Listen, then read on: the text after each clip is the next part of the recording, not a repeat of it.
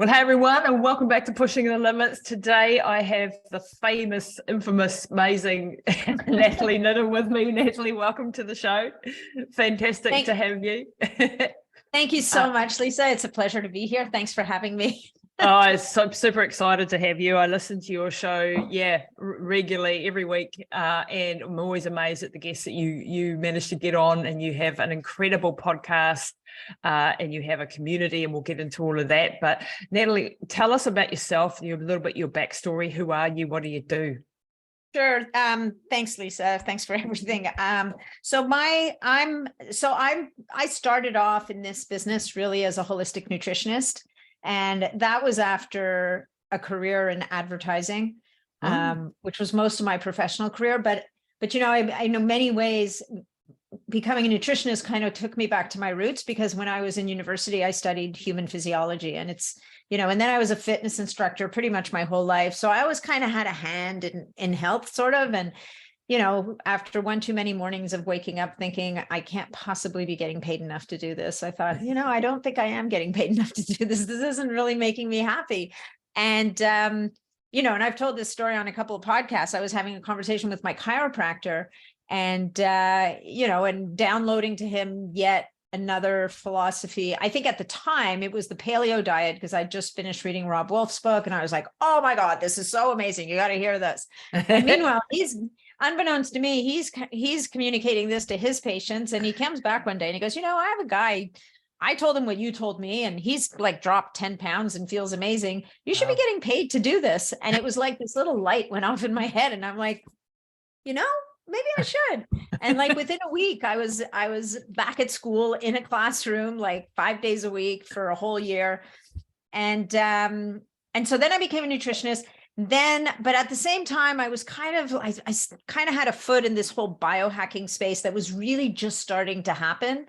And pretty quickly, I actually within a year or two after I finished my nutrition program, Dave Asprey announced that he was launching this Bulletproof Human Potential Coach program. So signed up for that.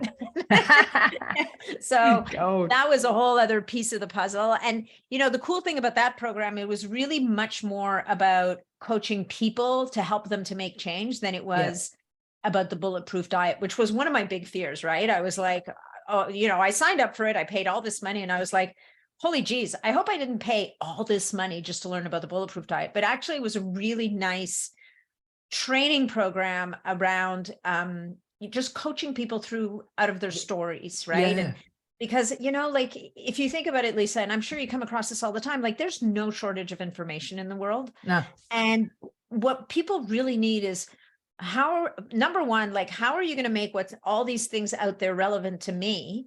Which is why I got into genetics and epigenetics. That was my next stop. But also, like, we tell ourselves all these stories. And as an Uber athlete, like, this, like, how do we overcome the physical discomfort that we have to get ourselves to our goals? Well, very often the obstacles are not physical, they're mental. They're in our head. They're the stories we tell ourselves. They're the blocks we put up for ourselves. So learning to help people to get past some of this stuff was really a big piece of it for me. And then I got into epigenetics, and that was really cool because I've always been, I was always a very big proponent of, the paleo diet sounds great, but is it really going to work the same for everyone? And I firmly believe not. No. Right? Yeah, exactly. And so, and then my last stop, although, as you know, we never stop learning, we're always learning new stuff, was this whole world of peptides and peptide bioregulators, which I just kind of stumbled on at a conference. And, I've been kind of deep. Yeah. And I definitely want to get to peptides and bioregulators in this conversation. So we'll earmark that one, as definitely come back to that, because that's my new area of study. And, so very, very fascinated. And I've been learning a lot from you about peptides and things, and how to use them and what to do. And it's a completely new field in New Zealand. Like nobody, I haven't found another Kiwi, and I'm sure there are out there. I'm sure they're hidden in their room somewhere. Because you guys are biohackers, man. I mean, well, we got a big, there's lots of biohackers and things, but I haven't found a single doctor that knows about peptides. even the, functional integrated, and I haven't found anyone who's actually doing peptide. It's very hard to get them into the country, and yeah, I think as usual, I'm like 2 or 3 years ahead of the curve, which brings with it its own problems, because our country's a little bit backwards when it comes to anything. It takes time to trickle down from the States and these things to come in. But before we go to the bioregulators and stuff, epigenetics, one of my areas of study as well, and genetics, and I agree with you. I was always wondering when I was working. So I worked with my coach, Neil Wagstaff. Shout out to Neil, great exercise scientist, changed my life, my career, got me on the right path, and I had my most successes under his tutelage, if you like. And we had a company called Running Hot Coaching, and we were coaching lots of athletes and running and stuff. And we would be like, why, if I take 20 people, put them through boot camp for 12 weeks, give them the same diet, why do I get 4 total responders, 4 who don't do anything, and 4 who get fatter and put on weight and get unfitter and more stressed? And we're just like, well, we're doing the things we've been educated to do, and there's a missing piece here. This person gets fabulous results and that person doesn't. In the first instance, of course, you go, well, maybe that person's eating the chocolate cake behind the curtain, and I have to go and apologize, really, because no, that's not the case. Generally, it's your genetic makeup, and you have to personalize health. And I think we both agree on this, is that this is the age of personalization. It's here, it's coming even more. And in the area of drug, what drugs are you going to respond to? Statins? Are you going to respond to SSRIs? How are you going to react to the pill? How, these basic sort of personalization things, and then it's becoming more. But on the framework of your life, the nutrition, the diet, the exercise, what types of exercise should we do at what time of the day, all of that is up for grabs in this personalized health world. What was your thing that like you said, you started with paleo, and everybody do paleo, and then you come to realize, it's not the case. Well, and it's funny. I still think that out of all the, if you want to call them diet trends that have come out over the last let's say the last 15, 20 years, the paleo template, and I'm going to call it a template, not a diet. The paleo template is probably the one that is the most versatile and the most adaptable to different eating patterns, right? So I just think that what I like about the paleo, the general guidelines of paleo is we focus on whole foods. Yeah. Right. So right away, you're in a better place. Yeah. Right. Removing, at least initially, removing things like grains and seed oils and even dairy for so many people is a good move. Yep. And gluten and wheat, that kind of stuff. Definitely. Yep. But I would say that, some people do great with dairy. Yep. They don't need to be deprived of dairy for the rest of their lives. Some people really need a Mediterranean type of paleo diet. Some people are going to do better with a higher fat type paleo diet. So to me, we use the paleo template and we personalize it for people. We can make the paleo diet ketogenic at times when it's needed. We can even skew it to carnivore at times when it's needed. But these are all, to me, interventions. And they're not necessarily, I haven't really seen that you want someone to be ketogenic all the time. Yeah. Or carnivore, and I know the hardcore carnivores would be like coming through the screen at me right now going, you are so wrong. Like it's the only way. And I respect their passion. And I know that so many people have been healed by carnivore, and I applaud that. But I also think that there are a lot of train wrecks left in the wake of carnivore. Like it just doesn't necessarily work for everyone. And again, it's genetics. It's genetics, it's your stage of life, it's your state of health. And the other thing that we forget is your microbiome. Oh yeah. Right? Like I wasn't able to take whey protein for years. I was like, I can't do whey, I can't do milk, I'm a mess. Man, I did Joel Green's Gut Reset, I've been drinking whey protein to my heart's content ever since I did that. Wow. And all it was about rebalancing the bugs in my microbiome. Yeah, So that's so true. yeah. And I mean, so we can't forget that most people's microbiomes are a hot mess. Yep. And so, and they can be rebalanced. They can, and Joel does it mostly with food using resistant starches and HMOs and polyphenols. Then you get people like Grace Liu, like Dr. Grace Liu with the Gut Institute. Listen to her, right? That. I mean, she's hardcore in the probiotics and this and that. But these are people who kind of get the fact that nothing's going to shift until you address that microbiome. And it's going to, if you're an athlete, it's going to have a massive impact on your microbiome, just as much as if you're a couch potato. So it keeps coming back to personalization, right? Yeah. And I think, yeah, you've just uncovered there in that couple of sentences, the complexity of the human being. And we all have these simplistic, I'm paleo, I'm keto, I'm an athlete, I'm not an athlete, I'm, these boxes that we put ourselves into. And actually like I often think, we're playing in a sandbox and we have only just scratched the absolute surface as far as science goes. And none of us should be coming from an arrogant point of view of we've got it 100% right. That's not to say that you then throw in the towel and go, well, stuff it, I'm going to eat donuts and pies and, chips all day. It is to say that we do know a lot of things that are generally right, whole foods, not processed, no additives, preservatives, gluten probably I would put in that category, as we know it's not good for any of us, some of us more damaging than others. So we've got some general guidelines there. But then when you throw in the complexity of the microbiome, and, like often I was like, giving supplements to people and then thinking, why the hell are they not responding to the supplements? And a lot of it's because their microbiome's a complete mess, and we probably should be starting. So now when I'm doing some baseline testing, and this is always resource allowing, sometimes we have to get creative when you can't afford the tests, but resources willing, I look first at hormones, because hormones just drive everything. And then I look at the microbiome as step number 2, and then organic acids, and then epigenetics and, genetic testing and stuff. And if I get all that baseline testing done, because then I've got like the data and the lenses to look through, multiple lenses, which gets very complicated as a practitioner. I could make my life a lot easier if I just stuck to one thing.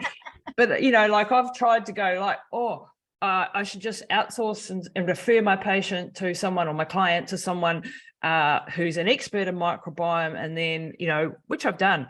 But I find I need to know enough to be dangerous in that space, in order to be able to build a proper program that's going to actually consider all these aspects. And then, yes, there are times when I have to get in the big guns, the absolute deep experts in an area. But we start off with foundations, we start off with the foundational stuff. And even like, I don't know how you approach this, but like if I've got a cancer patient, for example, client who's come to me and they want to do the metabolic approach to cancer and so on and so forth, I'm still going to be looking at that person as a whole. I want to know their genetics. I want to know what their microbiome's doing. I want to know these other aspects. And people are like, but shouldn't we be just, focusing on the cancer? And I'm going, well, you got there because of XYZ reason, and we've got to find out what that XYZ is, so that we're not only dealing with the cancer, but dealing with the whole person and the reason perhaps that they got there. We don't always know exactly, but like a case in point, I had a prostate guy that I've been working with, a lovely gentleman, and when we finally got around to his microbiome, testing his microbiome, there was something in there that showed, that often causes prostate cancer. And when you looked into the literature, there was one, particularly nasty thing in there, and was like, okay, well, maybe we better deal with that as well, because that could be causing. Well, even to support conventional treatment, right? Like sometimes. Look, I mean, when it comes to cancer, sometimes you got to reduce that tumor load. You can't, I mean, many a person has unfortunately lost their life very focused on using alternative methods, which isn't to say that alternative methods don't ever work, but sometimes when you've hit that point of imbalance, that a cancer has kind of gotten the upper hand in the system, sometimes you have to go to a conventional treatment, but that doesn't mean, to your point, that you abandon stop ship there. completely. You No. stop everything. I mean, sometimes you have to pause, because if you're doing chemotherapy, radiation, I mean, that's going to make a mess of things. But on the other side, you know, do we take the time to rebuild and rebalance and address the microbiome and you know, this is where bioregulators can come in helping the immune system to recover from those treatments.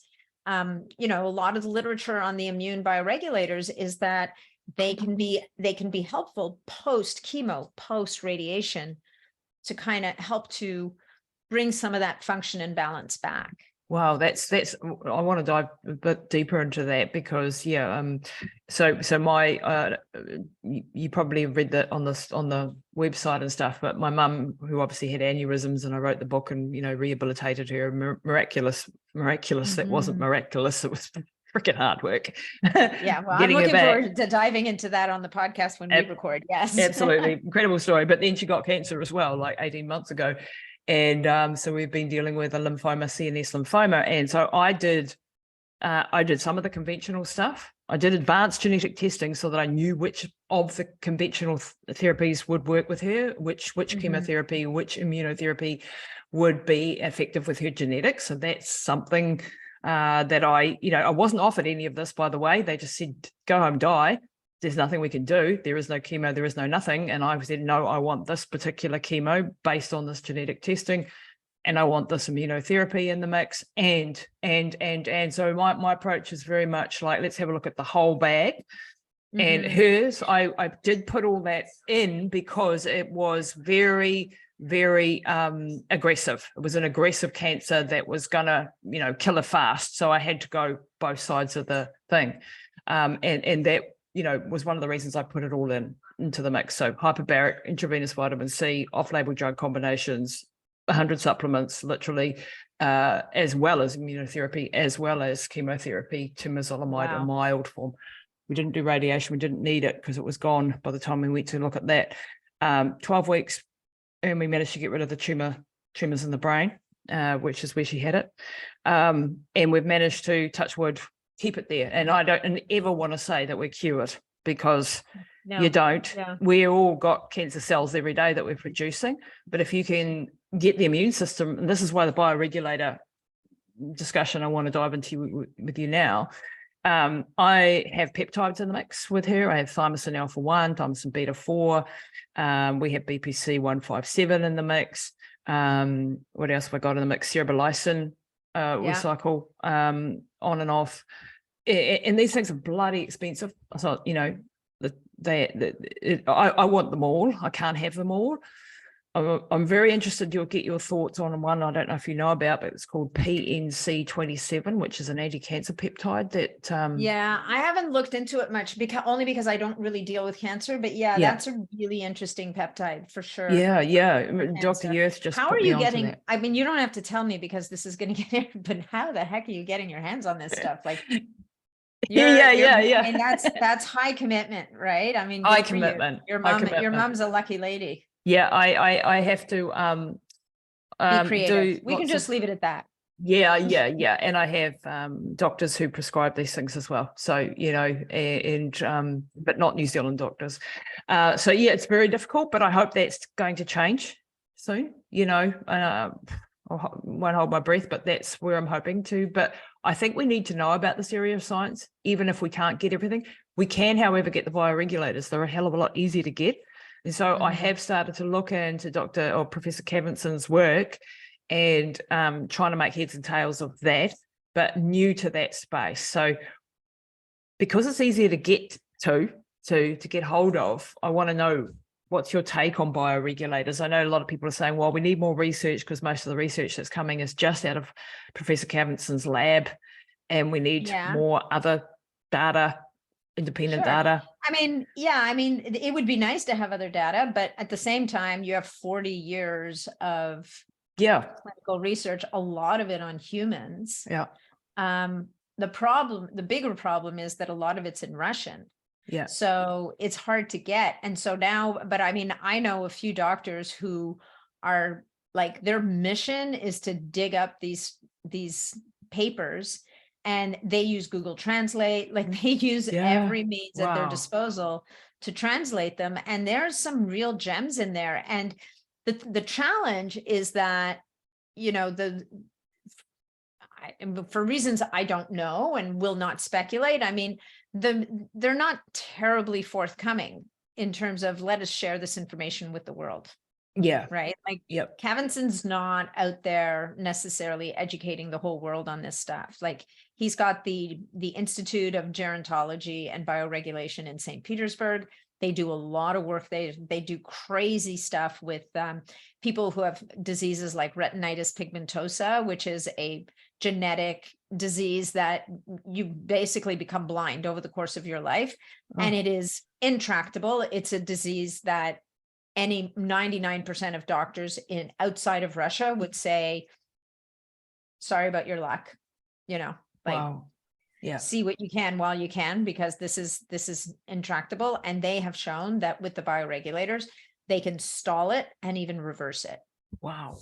So not to 100% 20/20 vision, but these people will not necessarily lose their vision, depending on how old they are and how advanced they are. So, you know, I mean, it's funny, like even with peptides, I mean, when it comes to BPC and TA1 and TB4 and all those guys, there's hardly any human research. There's very little human research. And yet, you know, you have two choices right now, right? And particularly when you're dealing with things like cancer, when you've been told by a medical doctor, you know what, there's nothing we can do, off you go, get out of my office. I'm going to help the people I can help, which I get, right? I'm going to put my resources where I know I can be helpful. At that point, to be able to say, well, look, I mean, here are these compounds. We know there's evidence that they can do this. We're not going to make it worse. This is kind of heading nowhere good anyway. So as long as the patient is informed and aware and willing, and, you know, clearly you're a person who does her homework and isn't just willy-nilly throwing stuff at the wall. No. And I have some really good doctors and guidance, you know, like with Mum's case, I have like 15 doctors in the mix in her executive CEO team. No, and Dr. Ewers is the number one. Because, and you know, she's so knowledgeable. I mean, she's studying this stuff. She understands the pathways. She understands, you know, also like you need both sides. You need to have an understanding as much as you can, because here's what we don't have full understanding of the pathways and how the peptides are working. But if you have a decent understanding of the body and what's happening there and some understanding of the peptides, then you can start to kind of put them together, right? And clearly it's working. Like clearly you're onto something. She's sitting over there on the bike, and she's just come off her red light therapy session this morning, and later this afternoon we'll be in the hyperbaric after the gym. You know, and that's you know, it's full on. It's, you know, but I'm a full on person, so that's okay, you know. Not I think with your clients, do you have this is the area I do struggle with, is I'm very much, here's all the fantastic information that I've gathered for you from around the world from the best people. Have at it. And crickets often. Well, it's overwhelming. It's overwhelming. So I'll be honest with you. Like, these days I'm not taking a lot of clients, and I don't work with people who are very ill, because you need those medical doctor partners to work with. When you're working with people who have cancer or serious illness, I mean, we can be as passionate as we want. We can be super great at researching. We need like-minded doctors who are in this space, who are going to walk with us and guide us and do the doctor work, right? Do the stuff we can't do. So I don't have those doctor partners right now. So if I don't have a doctor partner, I am not going there, because you just end up crossing lines that shouldn't be crossed, right? It's really tough. You really got to know. I think it's the biggest thing. So, but one thing I will say for your clients is, and this is one of the things I learned in the coaching programs that I did, is you gotta pick a starting point, and you got to start them with one thing. You know you know what the You know the 7 path. steps are, right? You know what they are. But if you throw that whole journey at them, it's too much. Yeah. Like most people will freeze. And first of all, they'll be like, I can't afford this. I can't do this. Whereas if you are able to chunk it down and start them on one thing, and now they're like, wow, like I think I feel a bit better. I might have a bit more energy. Well, what's the next thing? What do you got for me next? Right. Yeah. It's a little bit like if I'm dealing with the gut, right, and we're using the right pre and probiotics, let's say we get that to balance a little bit. We throw in some BPC 157 and a couple of peptides that help with healing the gut. And people are like, wow, like I feel better, right? And now not only do they feel better, but it's almost like they have more energy to do more. Yeah, and they got the brain space, and their brain fog is lifted perhaps to a degree where they can actually make some good executive decisions about, this is actually worth me putting my time and effort into. So I think it's really important to understand and meet people where they're at and help, and this actually can be the hardest part for us, is to understand what's the first step, like where do we begin? Yeah, it is very much, and especially, and I think to your point about not working with people in acute care for settings, like in really, really, really sick people. And it's a debate that I've been having with myself. I need to pull back on that. I need to focus more on having a bigger impact via groups, via other mechanisms, and a ton of your energy has been sucked up by, just for half dozen clients because they're high intensity, deep research. And it's this juggle. You've only got one of you. You want to have as big an impact in the world as you can possibly have. And that's why podcasts are great, because it can send people, get them started. And it's this trade-off all the time, but then someone will land on your doorstep literally, please help me, and what are you going to do? You're going to say no? I'm not very particularly good at that. Hard. It's very hard. I mean, I do find that having a good referral network is, I spend a lot of time directing people to other people. I mean, I don't know how many people I've sent to Elizabeth over the years. Yeah, me too. Like, I'm like, go talk to, as a matter of fact, the woman I was just talking to, I'm like, she's having arthritis pain and joints and this and that. And I'm like, yeah, you need to speak to Elizabeth Yurth, because there's this stuff called pentosan polysulfate. And I've sent it, and I've been trying to get pentosan polysulfate from another doctor in New Zealand and Australia, no luck. So I'm like, you have to hook to Dr. Yurth. And so half of my clients have high level oversight with her. And that's just a great, but she's one person too. I know. This is the problem. Like, there's not that many savant genius type people that you can get access to. When you find them, you're going to hold them tight. Yeah, I mean, you hope with someone like her that she's, what she's doing also is she's training other people. Yes. I think the biggest thing that people like her can do is to bring other professionals along with them. So that they create an army, like you said, you're only one person, she's only one person. And at the end of the day, it's about, how can I help other people to do what I do? And sometimes it's a little bit hard, because you're like, well, I do what I do. This is my thing. This is mine. This is my superpower. But I think it's important to open the door and share with people. And, the podcasting is a big piece of that, right? Yeah. Podcasting is really about projecting and opening people's eyes.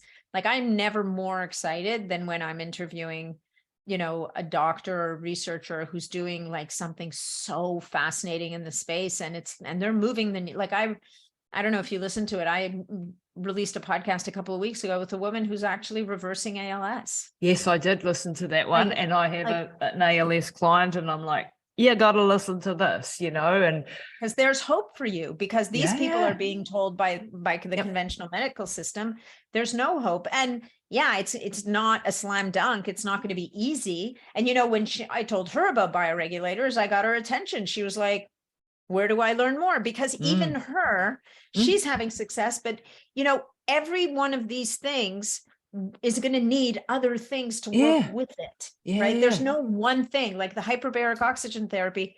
It's not the one thing. And I spend a lot of time talking to people when they come to me for peptides and bioregulators. They can be a really powerful piece of the puzzle to move the needle in ways that very few things can. Yep. But 99% of the time, they're not the one thing. Even BPC 157 to heal the gut, you got to be doing the diet. You got to be managing stress. You got to be doing the sleep. You can't be running a marathon every day because guess what? That's going to destroy your gut lining too. So, all the things together, it's just that we have these new tools that are filling gaps that maybe weren't being filled before.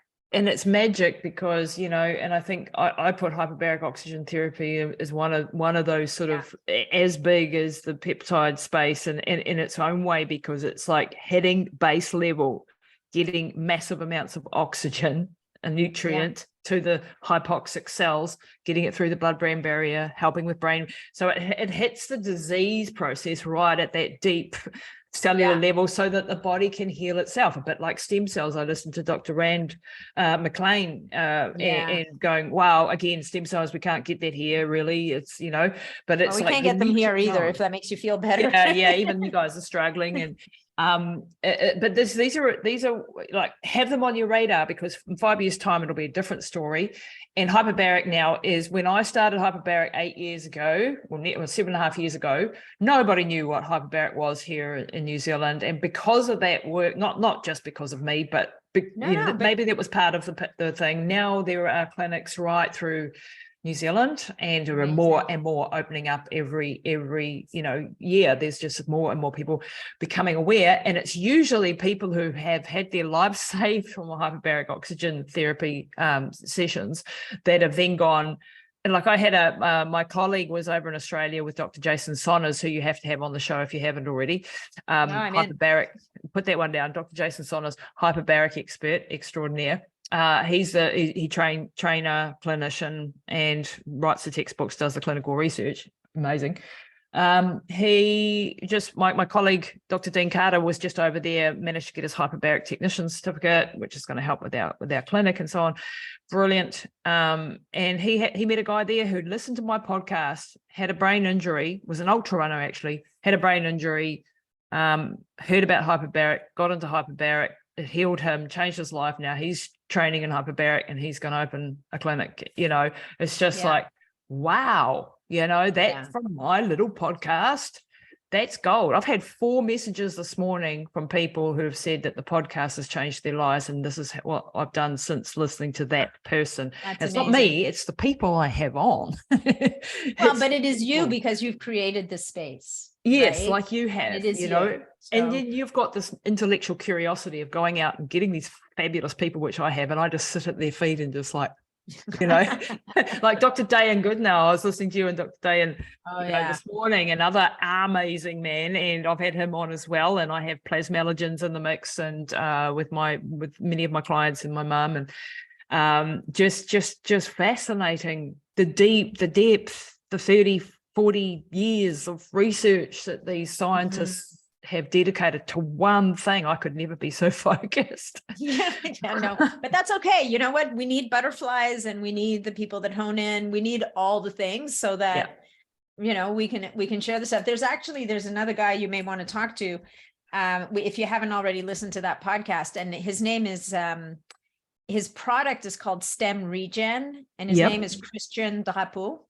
And his product is a supplement that mobilizes stem cells in the body. Okay. So it basically, and he has the trials that show, he's done the clinical research that shows you take this supplement and it will help you to release up to 10 million stem cells of your own into your circulation. So when you're trying to heal something, you kind of mega dose the supplement, and it's all herbal. Like, it's really cool. It's this blue-green algae. And then there's an aloe plant in there, but it's a really specific aloe that only grows in Madagascar. And there's a sea buckthorn extract, but from sea buckthorn berries that only grow in Tibet. So he's kind of traveled the world and found these things and put together this formula that, we're talking about getting stem cells is really hard and it's expensive and it's not available. Well, what if you could kind of mega dose a supplement like this with someone who's had a traumatic brain injury, let's say, you're putting them in which also chamber, creates stem cells, like induces stem cell which also production. stimulates. you're doing that and you're doing this, plus you're maybe, taking some anti-inflammatory, some BPC 157, this, that, and the other thing. And all of a sudden you have the body's marshaling its own resources to heal. Lovely. And that's, it's going to that. This is where, if you can make the body do what it was meant to do and what it did when it was young, if we look at the 10-year-old who produces a heck of a lot of BPC 157, who produces the thymus, has a huge, great thymus gland that does its job, that we don't have those, as we get older, those things drop off a cliff and we don't have the hormones and we don't have the peptides. And so by going in and replacing these things, we can actually, so Stefan, was it Christian? It's Christian. DePau. Okay. DRAPEAU. His episode with me. I missed that one. Well, probably because it's a bit earlier. Yeah. I'll look it up if you want, and you can check it out and maybe. Yeah, no, definitely put it in the show notes for them. Because I can imagine the synergy of that and hyperbaric, like that could be very interesting for brain rehabilitation and other things. Yeah, no, brilliant. So tell me a little bit more about peptides and bioregulators. What do you prefer and when do you use what? Like, what are your, so mitochondrial peptides, what are your favorites? Well, so the mitochondrial peptides, there's really, I'd say there's three, right? You've got MOTS-c, which is your exercise mimetic. You've got Humanin, which is your calorie restriction mimetic. And then you have SS31, which is kind of like mitochondrial biogenesis, right? It helps to make more mitochondria. It helps to heal mitochondria. So, and I would say that, they're really interesting peptides, all three of them. I think the challenge with those guys, and particularly MOTS-c and Humanin, is there's not a huge amount of human research. Yeah. And my beef with that is we don't know enough about mitochondria. So I'm very cautious with them. And I know like some people use them and like have a massive response, right? Like a very positive response. I kind of like to take care of mitochondria first and then bring those on board maybe afterwards, if I'm going to bring them on board at all. But the SS31 is more of a first step in my mind. Now, SS31 is very hard to get your hands on because it has now been patented as a drug by a drug company. So so now it's a lot harder to get. It's very expensive. And it's, I think the dosing is like 20 to 40 milligrams a day. So it's high. So it's expensive. Yeah. Right. And then with MOTS-c and Humanin, you're now looking also very pricey, and you kind of want to do like maybe 4 to 8 week cycle with those guys. And then you got to lay off. Right. And I would say that if someone uses it and has a Herx reaction, I think in that sense, you have mitochondria that are not ready. It's like you're taking an engine that's full of gunk and you're trying to rev it. Yeah. And what's going to happen? We don't really know. And maybe what you're going to end up doing is more damage, more harm than good. Right. So so for me, when I use peptides, like whether it's the BPC 157, thymosin alpha 1, TB4, like those guys, to me, you're looking for a much more immediate response because they're more of like a signaling molecule. They're going to initiate cascades in the body. The bioregulator peptides are very different in the sense that they are purely epigenetic switches. Purely, right? Okay. So they're only 2 to 4 amino acids long. So that gives them the superpower, if you will, of getting into the nucleus of the cell and binding to DNA and upregulating the production of proteins. Because this is like what I've always like struggled with, if I take some sort of protein, whey protein, steak, it's got all the amino acids. It's got all the ingredients that are in the BPC 157. But the magic is, how are they assembled? Yeah, right? It's counterintuitive. You'd think a longer strand that makes up a protein. A protein is 50 or more amino acids strung together, and something like a steak would have, 560 or something ridiculous. Yeah. And then, but these peptides and these the bioregulators are really tiny, like up to 10, is it? They're 2 to 4 amino acids. 2 to 4 but they are naturally occurring in food, right? Yeah. And you do get them from food. Yeah. Right. Because how does the body break down a protein? There are certain cleavage sites at certain sites. And so that's how things get broken down into elements. Yep. But when you're using a bioregulator supplement, you're getting, think of it as getting a therapeutic dose of just that amino acid chain. Yep. Right. So look, I'll give you another example. Thymosin alpha 1. I want to say maybe it's 19 peptides or, it's however many peptides. In thymosin alpha 1, you have 2 repeats of the sequence of a different immune bioregulator. Oh, right. Embedded in the thymosin alpha 1. So we don't know, like when you give someone thymosin alpha 1, does it stay whole for the whole time, or does it over time get broken down? And then you get these two pieces of bioregulator that are now, I think it's Villon. It's one of the other immune bioregulators that's going to go and do its thing. So and bioregulators to me are really interesting also because they come from food. They're actually being extracted from cow tissue, glands, and organs. If people eat organ meats, those few people out there who eat organ meats are probably getting access to bioregulators in much higher degrees than just counting on regular food. And if you look at the websites of the guys that are making these organ meat supplements, right? The heart and soil, ancestral supplements, like those guys, people are getting transformative health events. And you think that that's actually maybe connected to the bioregulators? I almost get. Oh, we've lost you.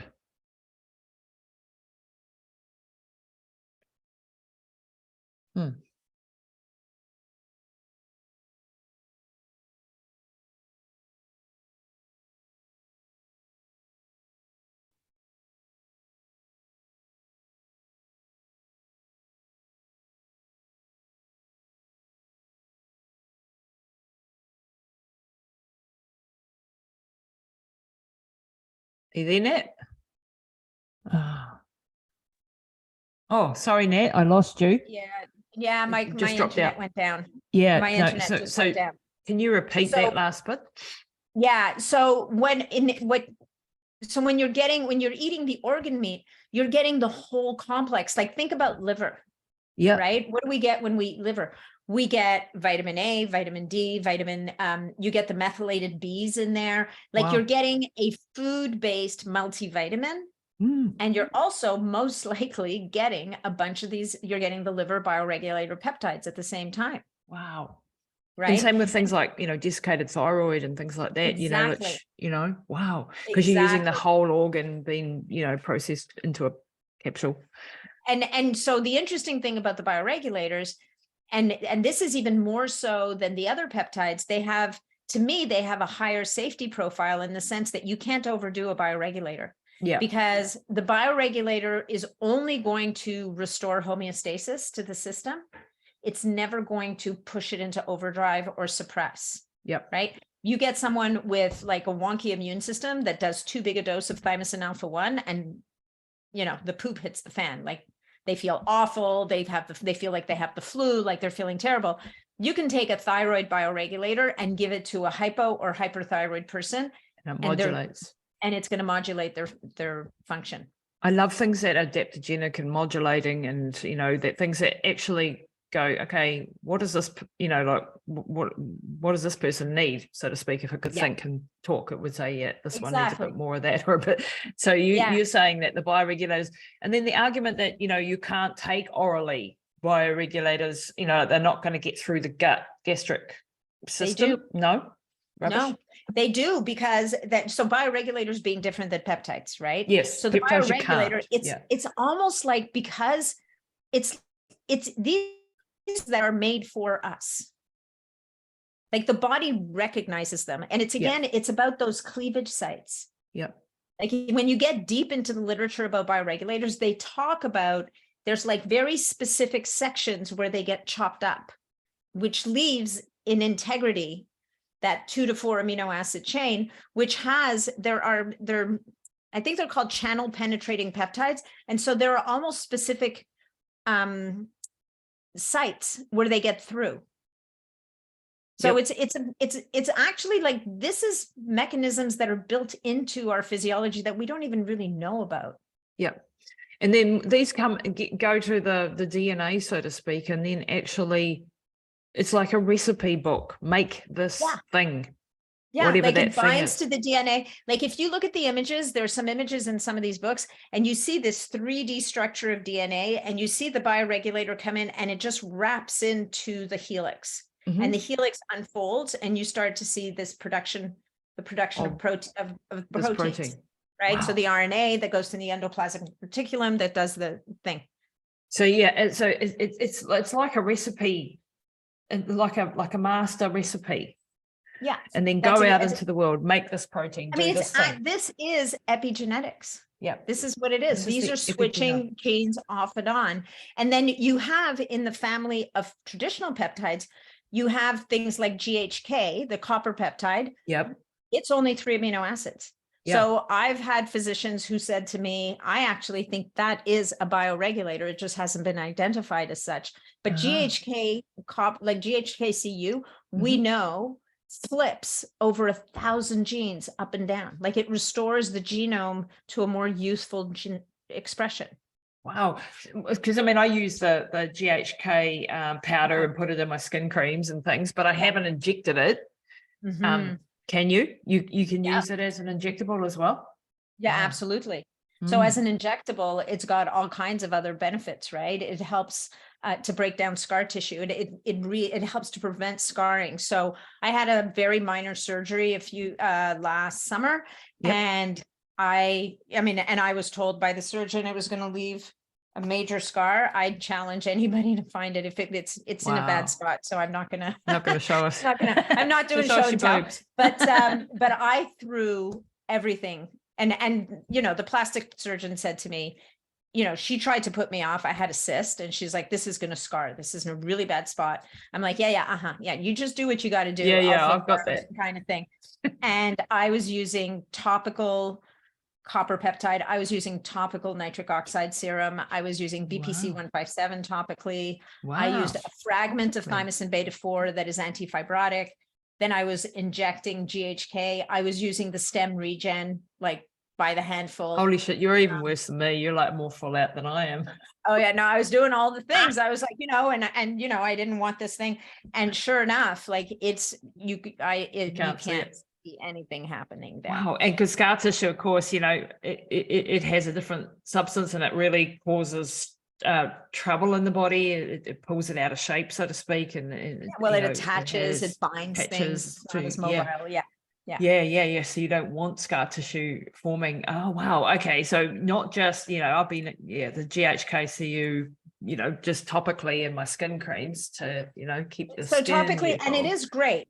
But I would say that it is also very powerful, and it even has cognitive benefits. Like, go figure. Like, it's just GHK is one of those peptides. Like, the more you research, the more stuff there is. Now, again, there's not a huge amount of human research here, but definitely topically, it's a no-brainer. Yeah. I mean, your skin just yourself that your skin looks better after using that for a little while. Okay, so what are some of the other ones? So BPC 157, it's quite a famous peptide, and a lot of people do have, if they've heard about anything, they've probably heard about that one.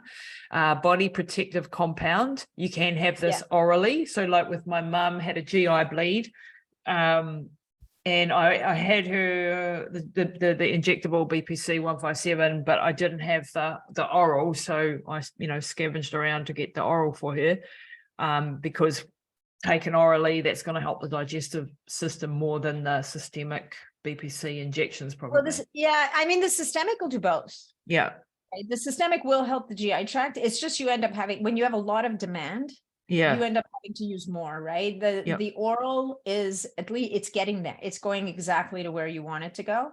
So which is part of the reason why I think taking it orally is less effective for musculoskeletal issues, because it's going to get used up along the way, right? It's like, it'll go to where it's being sent first. And how many people don't have an issue in their GI tract somewhere? How many people don't have some degree of leaky gut? Oh, that needs to be addressed. And so So BPC-157, like I kind of call it like the Swiss Army knife of peptides, right? Because it has benefits for the brain. It has benefits for it's anti-inflammatory. It has pain. It can help with mitigating the downsides of steroids, right? So it offsets the negatives of non-steroidal anti-inflammatories. Like let's say somebody really needed them, NSAIDs. BPC-157 can help to mitigate the downsides of that. Wow. I mean, I know I'm forgetting stuff, and is it a bioregulator? Like, is it, because it's a tablet form, it's not considered a bioregulator even in the tablet form? It's too big.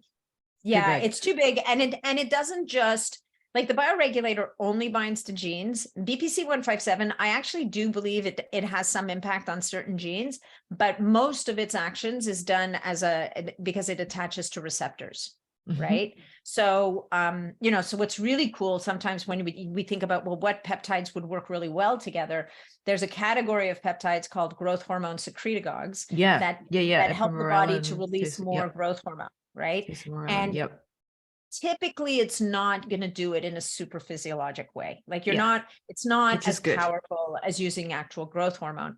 But, what's really interesting about BPC is that it upregulates the expression of growth hormone receptors in the body. So when you're using it at the same time as the growth hormone secretagogues and you're trying to address an injury, like how cool is it that now all of a sudden you have more growth hormone floating around and you've got more catcher's mitts hanging out waiting for growth hormone. Wow. I didn't know. So things like CJC, ipamorelin, tesamorelin combined with BPC, which I have mum on ipamorelin. They're very synergistic when you're trying to heal injury. Oh, wow. That is just that's gold. And to just back up and explain to people, because, peptides are still a new thing. So the peptides are usually subcutaneous injections, and that puts a lot of people off, and you have to, get bacteriostatic water or, and you have to get syringes and you have to mix it. And then you have to poke a needle in you. Yeah, which is actually so minor. Like, honestly, I can't even feel it when I do it. Like, it doesn't faze me at all. Just like you don't feel it at all. When you get a prickle on the lawn, that's worse. Exactly. But it is a bit of a barrier to the initial, and then the dosing and the dosing protocols and things. And on that point, you've got a group, BSP, that are on Mighty Networks. Can you tell us a little bit about that group so that people can maybe join that so that they can talk about all this stuff? So it's called BSP Community on Mighty Networks, BSP Biohacking Superhuman Performance. I didn't have the heart to use that whole name again. It's a long one. Bad enough it's the name of the podcast. I was not using it again for the group. And so that's a membership community. And so it's much more intimate than the Facebook group, which is Optimizing Superhuman Performance, which is it's amazing, but it's a monster community. Like, it's 15,000 people in there. But the BSP community is much more intimate. It allows me to interact with people more. So I started off doing monthly live Q&As. I'm now doing live Q&As with those guys, and I'm bringing in other experts to do Q&As. As a matter of fact, Dan Goodenow came into that group, and he offered them the opportunity to do his 30-day brain and metabolic reset that a lot of us are coming to the end of in the next few days. How the hell did you manage to pull that one off? That is just amazing that he offered that and did that. That's like, wow. Yeah, I asked. Well, and the other thing with guys like Dan is he's like you. He's a data hog, right? Yeah. And that protocol is a beast. Like, it's your first round you have 4 rounds of supplements a day. The first round is the worst. It's 20 pills. Yep. Like, it's epic, right? And he's really asking you to try and cut down on almost everything else that you're doing. But we tested our plasmalogens, then we're doing the 30 days, and then we test our plasmalogens again. And, and it's funny because 24 people stepped up in the group to do that. And at the time, it was a much smaller group. And what's interesting is some people they're like, oh my God, I feel amazing. Or one woman went to high altitude and she normally feels horrible. She hasn't had any symptoms. You've got other people that are like, my sleep is so much better. The next person, oh, my sleep's actually gotten worse. Somebody else is like, I feel nothing. So so for Dan himself, he's a good all data about set. the research. Yep. So even for him, it's so fascinating to see how different people are responding to the same protocol. Yeah. So in that community, we get to do stuff like that. Right. Wow. Yeah. And it's all private, and it's not, and it's private. censored So and all that crap. So there's no censorship. Yeah, and then which is so important, people. And then for the annual, people who join annually get my peptide crash course, which I'm just having redone. So the peptide crash course 2.0 should be out in the next 2 weeks. Okay. And that one will be available for sale outside of the group if people are interested, or they can join the community. And if they join as an annual member, they'll automatically get it as part of their membership. Okay. That's just absolutely amazing. And, like, this is like when I'm watching, like Dr. Youth's group, and then groups like yours, and then it's just like, geez, I need to do that as well. Yeah. And it's bandwidth, It's because, and then you got to be careful. Drop. Yeah, it's totally intense, Like, I bet you're like taking on less and less clients one-on-one in order to do that, And it's always a juggle between where do you stick your energy. But then you must be feeling like you're building these are your people, these are your tribe, Like, no, you don't have to it's do a any gift. convincing, because they're already and your it's people. a gift having a community like that, because they're so, number one, they're very open, but number two, they're knowledgeable. I learn from them all. And I mean, both communities I learn from all the time. And it's just, the smaller, more intimate community, it's a little more homogenous. Like there's only a certain type of person who's willing to, and it's not, even $15 a month, it's not a ton of money, but it's still money, and these days, like, people are, everything's more expensive. We've got lots of subscriptions, and we're, exactly. So I really, like, I'm very grateful to them to being part of it. But they come in and they're all in, right? But the value, the value you get, like, is just next level, And I'm in a couple of groups, and you just get so much value. And, I definitely want to do the peptide crash course and be in your community too. So, because, and especially with peptides, because it's really hard to find good information, dosing schedules, all of that sort of stuff. Where do you get the stuff? But you'll find even in the course, like, we have to be really careful with dosing on peptides, just because, from a legal, legally, we're not even supposed to give dosing, but, we give starting doses. But one thing I think, and you probably are learning this or have seen this, it really varies.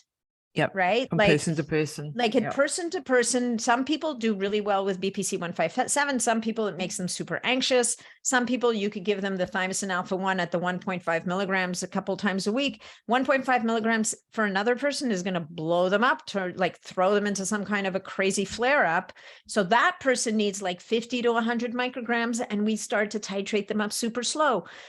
The next guy comes in, has like an acute injury. You might start that person with like 10 milligrams of BPC and 10 milligrams of TB4 all in one shot, just to stop it, right? And then taper down from there. So it really, it's all over the map. There's no real rules at this point. To me, the only real rules is try to understand a little bit about the person who's in front of you, and don't be afraid to start really, really low. Yeah. And you can always bring people up. I think that, and then to also to work with people like Elizabeth Yurth, or, to work with, especially for more serious conditions, you've got to be working. We have to find those doctors and practitioners. Yeah, we need more of them. We need a ton of them educated in the space. So if you're listening to a doctor, come and do that, look at this field of medicine, because it is burgeoning and it is exploding. And people think, I've talked to a couple of doctors and they're just not heard of it, not heard of it at all. Or it's like, oh, that's just for a minor thing over in the States. That's a little bit of a trend. No, this is huge. It's moving the needle, but I think for you, with the work you're doing with people, as you're able to share case studies with these guys and show them, like, I once had a woman who had a non-union joint fracture in her wrist, and she was heading for surgery. Yep.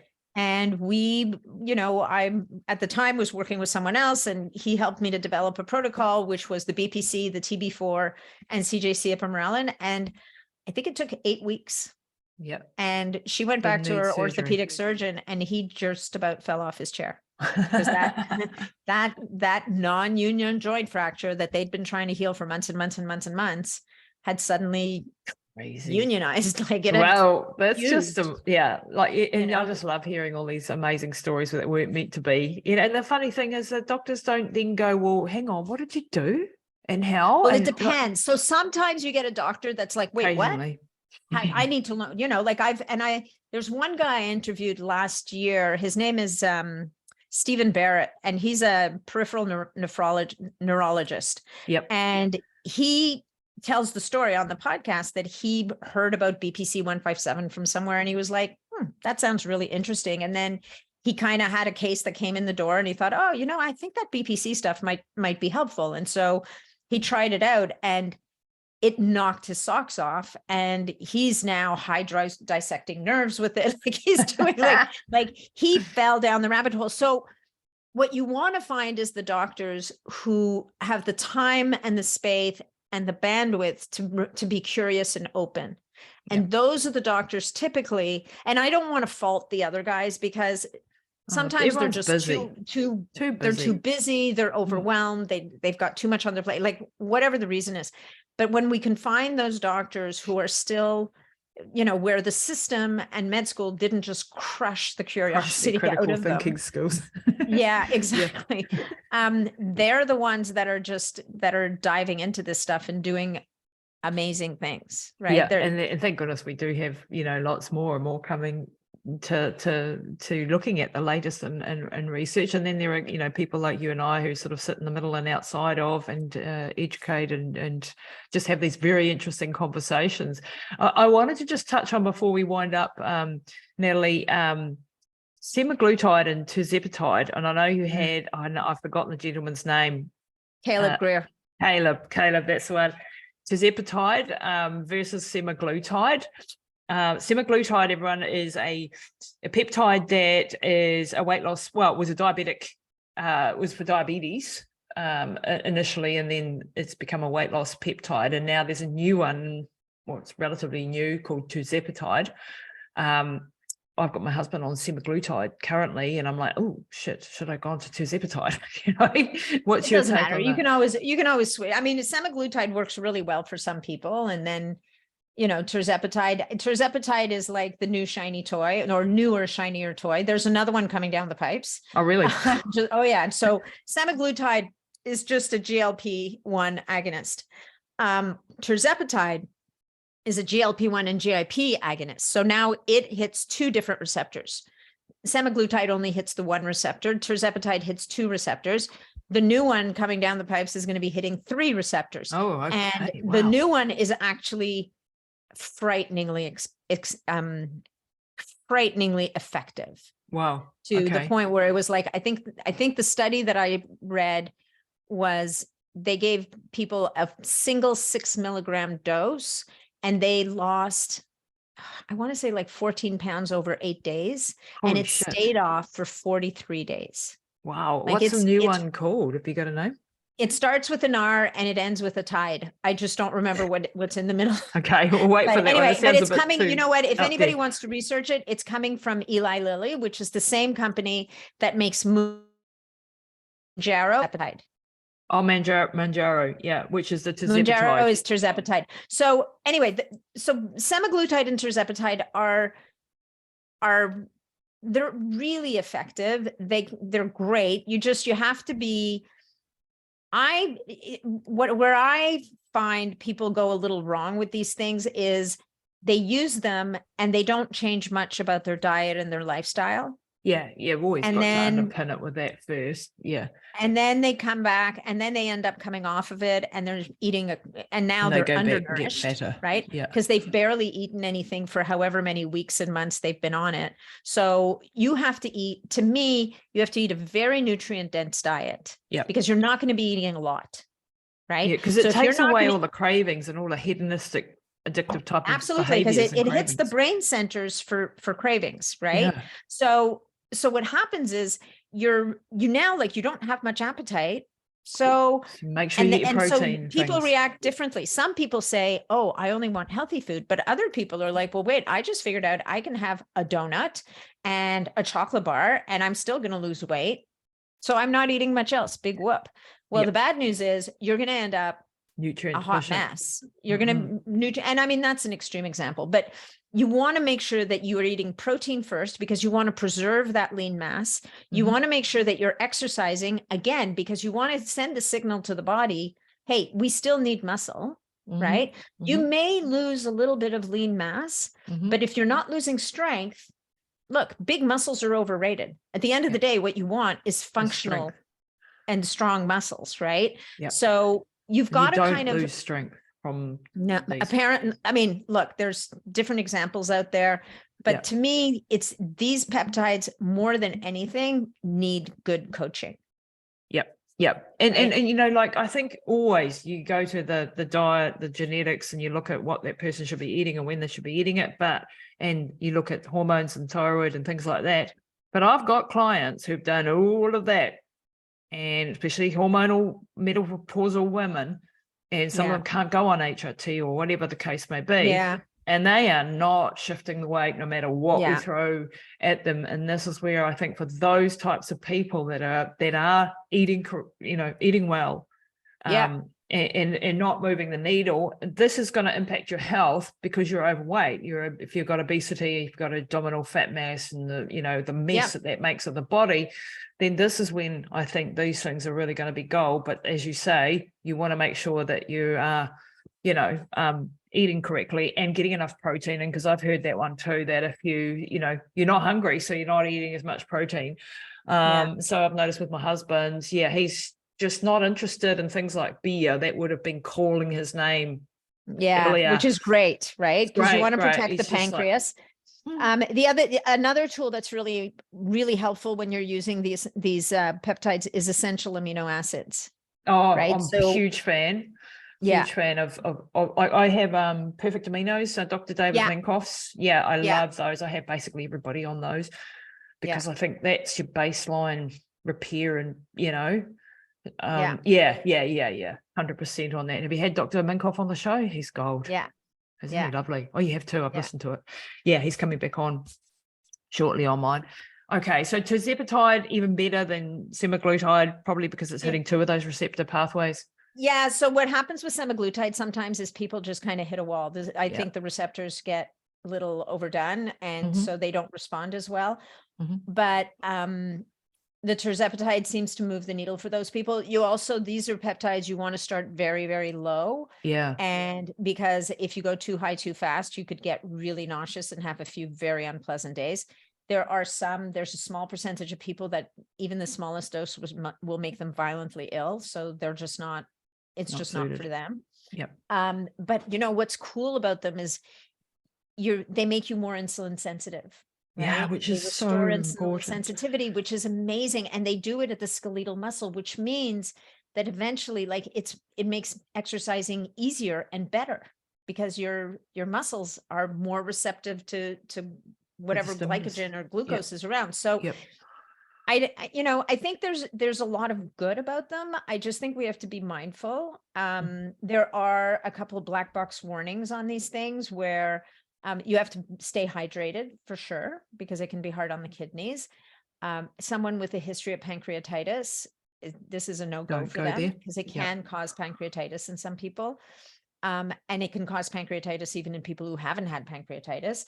So I know some practitioners who like to give their doctors who give their patients BPC 157 alongside these, just because body protective compound happens to be also organ protective. So it's protective of the pancreas and the heart and the liver. And then thyroid, right? Anybody who's had thyroid cancer, there's never been a case of thyroid cancer in humans yet. It's only ever been seen in rats, and we are not rats, but we just need to be mindful, right? So if someone has a history of thyroid cancer, you probably wouldn't choose these compounds. And these are, these are the sort of things you need to be under the guidance of professionals, that are working with this. And exactly, you got to be there's no free lunch. Like No. there's no free lunch. Now I will tell you, and I'll share this with you, like in that community that I run, the private membership community, there's a guy who just posted something last week about a new supplement coming from one of these really great new supplement lines. And he started taking the supplement a little over a month ago. And he said he's changed nothing and dropped 10 pounds. Wow. And it's Just a from a supplement. very interesting stack of all the cool fat burning compounds like L-biba. It's got obviously berberine in it. It's got beta-melon in it. It's got a couple of but the berberine that's in here is the dihydroberberine, which is the more effective one. It's got paradise seed extract in there. So it's actually Sean Wells. I don't know if you know him, but Sean Wells released a book a few years ago, and he's a formulator, and he kind of did research on all these novel fat loss compounds. And what these guys did is they threw it all together in a bottle. And so I don't know that it's going to work the same for everybody. So now, of course, I've started talking about it. So now I've got what's a bunch the name of of other the people company? in the group. The company's called Healthgevity. Cool name. Healthgevity. Okay. And the website is healthgev.com. And this particular product is called Ignite. Ignite. Okay. Well, I'll be joining your community and then hearing how that goes. Well, yeah, because now I've just started to, I just thought, okay, I'm going to give it a shot for the next little while. I mean, I don't have a ton of weight to lose, but I'm just see what happens. Yeah. And you and I are biohackers, and we do a lot of things just to see what happens. Yeah. What happens if I do this? Yeah. It's quite exciting. I love trying out new things, and sometimes I'm probably guilty of like having too many things in the mix, and you're not quite sure. Well, what did that? what worked and what didn't? Yeah, for sure. Yeah. Hey, Nathalie, you've been absolutely wonderful. Thank you so much for being so generous with your time. Thank you for all the wonderful podcasts that you put out there, for the community that you run on Facebook and on Mighty Networks. We will put all those links down in the show notes for sure.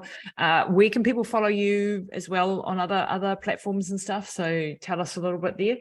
Sure. Thanks, Lisa. So on Instagram, it's just Nathalie Niddam, and Nathalie has an H between the T and the second A. There's my website is probably a really other good place to go is natniddam.com, because you'll find the BSP community through that as well, and the podcast.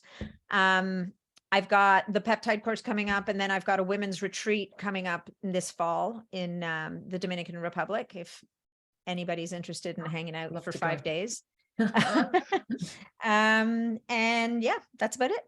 Wonderful, Nathalie. Well, thank you so much for all you do. I think you're absolutely marvelous, and you're just such a really good educator and sharer of knowledge. And I love your interview style and everything that you do. So thank you so much. Well, Lisa, right back at you. Thank you again.